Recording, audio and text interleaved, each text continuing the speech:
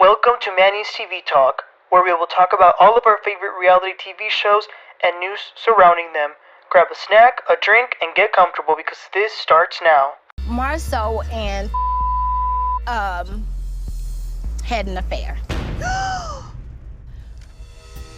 Yo, what is up, everybody, and welcome back. Today we gotta get into this LAMH Huntsville new episode of season 6. This episode 20. Isn't it crazy when you have these episodes that they'll drag you along for the entire hour, and it isn't until like the last 2 minutes where you actually start to get interested? Well, this is exactly what happened this week. But let's get started so we can get there. So we pick up with Martell sort of going off on Marseau after Fletcher told him what he had told him and Nell at dinner. And Martell is saying that Marseau needs to put some respect on him and Melody's name. I can't take him seriously because the word respect, Martell, take it out of your mouth. But that was it. It was just a little brief, ending to that. And then we move on to Latisha because she's with her 2 daughters because Tisha made like a brand of hair products that like the little girls are doing. So they've had some orders and they're going to pack some. And keep in mind, the oldest is 11 years old and the youngest is 8. So both of these girls are very young and are getting, used to the business idea. And I love that.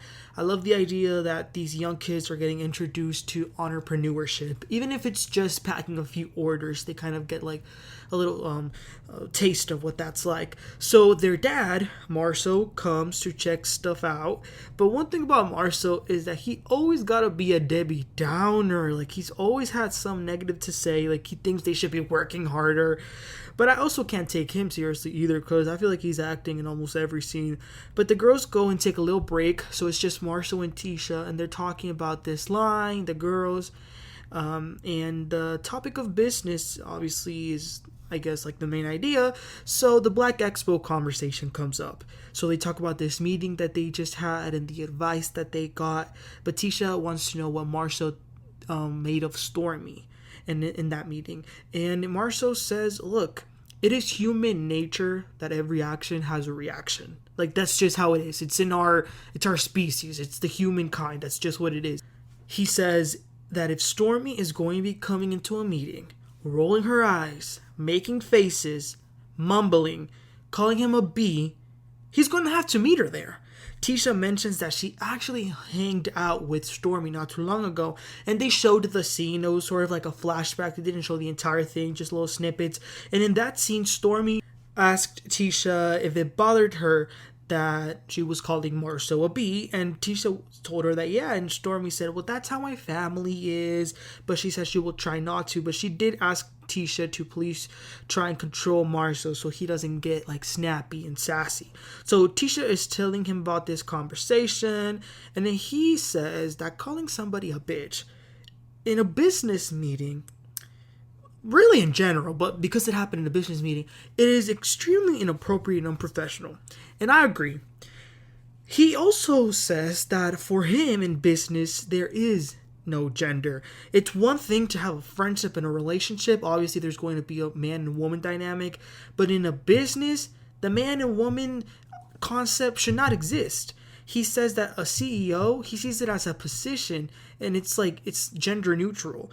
And he says that he has never told any one of them that you're wrong because you're a woman. And he's right. I mean, that's what women have been fighting for all these years, no? I mean, like, it is what it is. If you want to be equal, then you're going to be equal in the business setting. So he says that he's going to continue to meet Stormi wherever she meets him. And Tisha says, but I like Stormi. And I was like, what? I said, Tisha, this woman done disrespected your man repeatedly, and you say you like her? Okay. But moving on, a friend of Kimmie's goes over to her house. Her name is Andrea. And she goes in, they go to the backyard, and she's catching up with her friend about how she's doing, now that she no longer is battling with what she was. And they start talking specifically about the sex life issue and how Maurice told her that maybe it's all in her head, that she doesn't want to get it on. And y'all know what the friend said? She said, it might be in your head. So she, Kimmie says, I have tried very hard. Like it's not like I'm just, not trying, but, things just feel different. But Andrea, the friend, has a little gift for her to spice things up. It was adult toys, and it was actually quite a few. It wasn't just one. It was, a good amount. And she also suggests that Kimmie should do this like steamy photo shoot for Maurice, and Kimmie thinks it's a good idea. And the friend also suggests that she should go to a sex therapist for their bedroom activity and stuff like that. And Kimmie is, she hasn't really thought about it, but she's open to it. Andrea asks, "Do you think you would be able to actually follow through with what the therapist would suggest to you?" And she says, "Yeah, I think I would." With Maurice, he says that he does consider what I tell him to do or change, but she feels like sometimes when there's a third person, it makes it a little bit more easier for him to kind of get the point. So he can be a little hard-headed. I guess that's what she was trying to say. So they're going to see what they're going to do. This story about the sexual stuff, it's getting a little boring. Not boring, but like we're tired of hearing about it. But I hope that they get to figure their stuff out and are okay.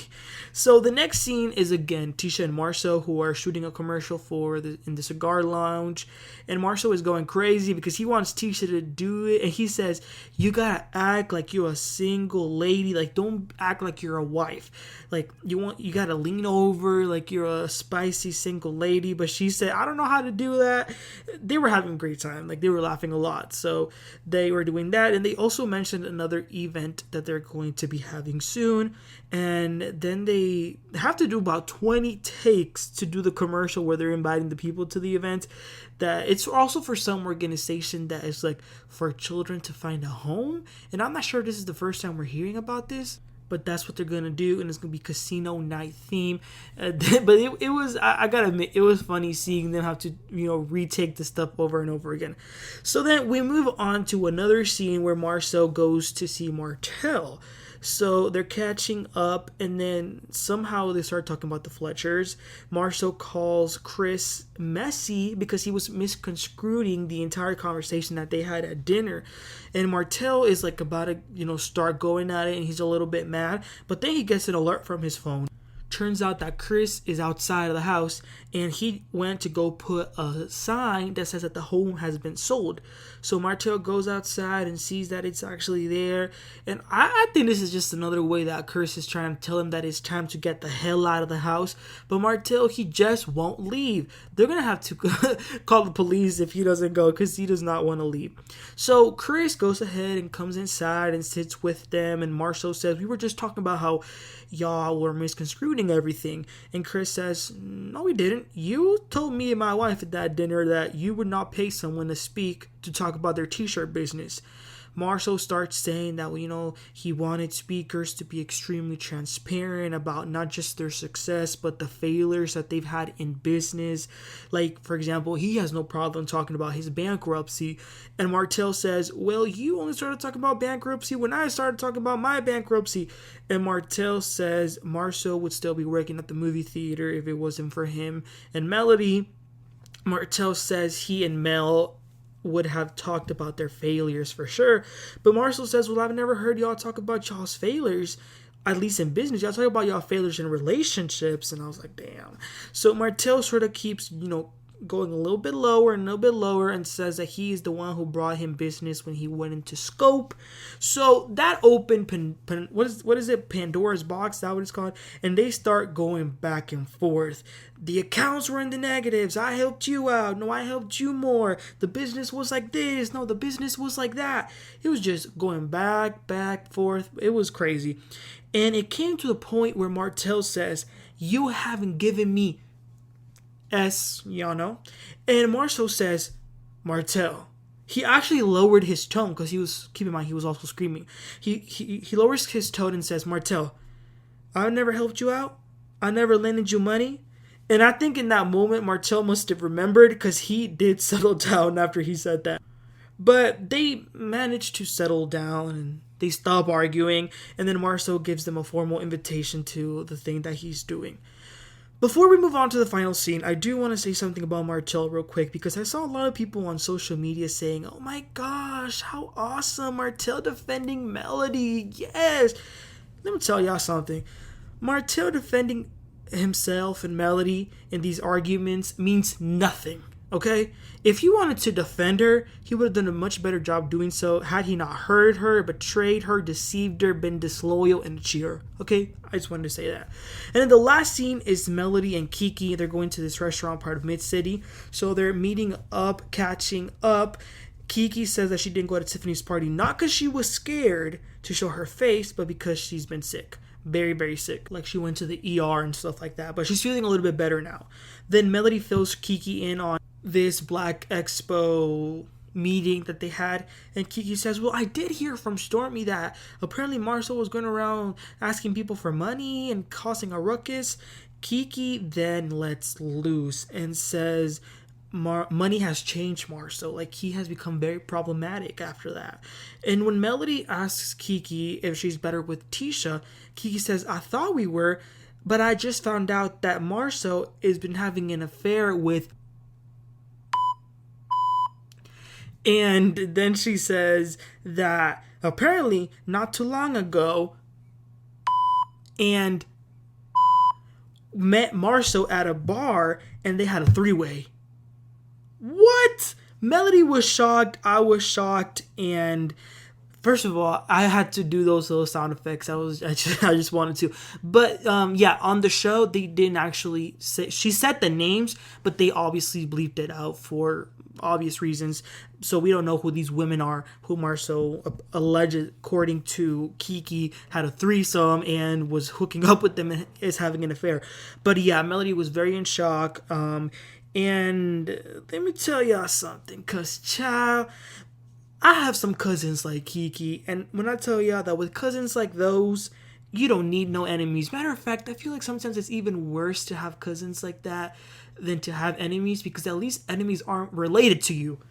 But this is all going to reach a very climatic point next week, because we're finally gonna see this barbecue in Kimmie's house where Keke is going to go on Hinge and throw drinks. I see her throwing drinks at Tisha. Oh, this is going to be crazy.